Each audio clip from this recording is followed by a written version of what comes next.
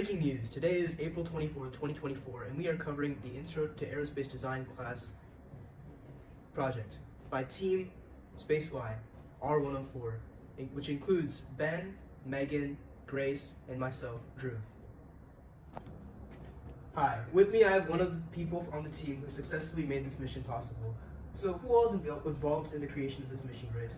So we have 7 stakeholders involved. The main driving force is NASA. Behind them, Northrop Grumman, who made our actual launch vehicle, and then SpaceX, who made our lunar lander. Alright, what was the initiative behind the project? How did it start?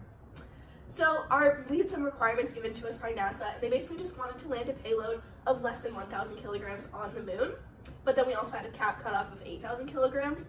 And then during this landing, they wanted it to be less than 1 meter per second, so not to damage the payload. Okay, and are there any potential risks involved with this design? There are definitely some potential risks. That's going to be our fuel gauge, because it is such a constraint on this mission, fuel especially. And then the second one being landing gear for the payload. Okay, thank you so much. Thank you. Hi, with me I have another team member, Drew, who's here to explain the concepts of the mission. So we generated the initial concepts basically by looking at previous missions and deciding what would work and what would not work for our mission. So just some preliminary research, and especially working through the design constraints that Grace had mentioned earlier. So evaluating all of those, we got a list of 5 of the landers and 5 of the rockets that we were able to maybe use.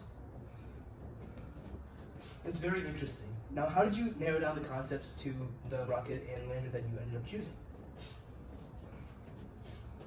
So our main goal was essentially to maximize the weight of the payload, so whichever vehicles helped with that were the ones that we were able to choose. We ended up going with the Antares Series 100 rocket in conjunction with the Dragon lunar lander developed by SpaceX, because we were able to launch a mass of 1,910 kilograms, which was more than we were able to do with any other combination. That's very interesting. Thank you so much. Hi everybody, I'm Grace. Sadly, our previous newscaster is currently stowed away on this team's rocket and headed for space, so I will be filling in with him. Megan, I just want to know, what's the kind of math that goes into a mission like this? Well, the math that goes into a mission like this is calculating the delta V required and the delta V that we actually have in our rocket. The delta V required is comprised of plane changes, which is seen here, and this is to move from the plane that our Earth is on to that of the moon. And secondly, we have the delta V's that comprise of getting to the moon, and that is seen through this diagram right here. Then we have our delta V for the actual rocket, which will get us to the moon, and for that we use calculations like the F inert fraction, which is comprised of taking the empty mass and dividing that by the complete mass of our rockets and our launch vehicles plus their propulsion mass. That's really interesting. So you're saying that like this goes from Earth to moon, and that's when you would drop stuff off? Yes. Okay, cool.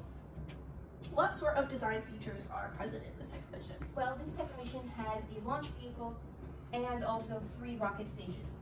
Each of these have their own different types of propellants. Like, for instance, Stage 1 rocket has a liquid rocket, which has rocket propellant 1 and also liquid oxygen.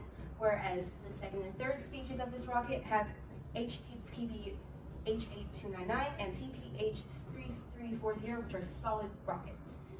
Finally, we have the lander. The lander is comprised of hydrogen and nitrogen tetroxide propellants. That's really interesting, thank you. Here I have with me Ben, and Ben, I just wanted to ask you, could you tell us a little bit more about the design of this rocket? Yeah, so it's a SpaceX Dragon capsule on top of an Antares rocket. So the SpaceX capsule is a crew capsule or a cargo capsule that we're using as an automated payload ferry to ferry our payload of 2 drones and a rover to the moon for scientific study. And that's on top of 2 solid rocket boosters and a liquid rocket booster that acts as the launch stage. So that gets it into orbit, and then the 2 solid rocket kick stages get it to the moon, and then the lander from there lands on the moon.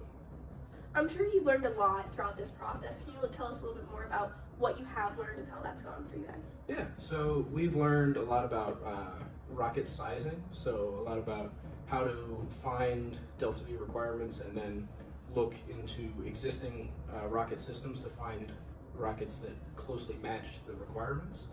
And we've also learned how to optimize those requirements, how to make trade-offs where needed so that everything is met, so that we're not exceeding one but lacking on the other. And we've also learned a lot about teamwork and collaboration and how to delegate tasks to make sure that everything gets done on time. Super cool. Sadly, that is all we have for you today, but please tune in next week for the next in Space History.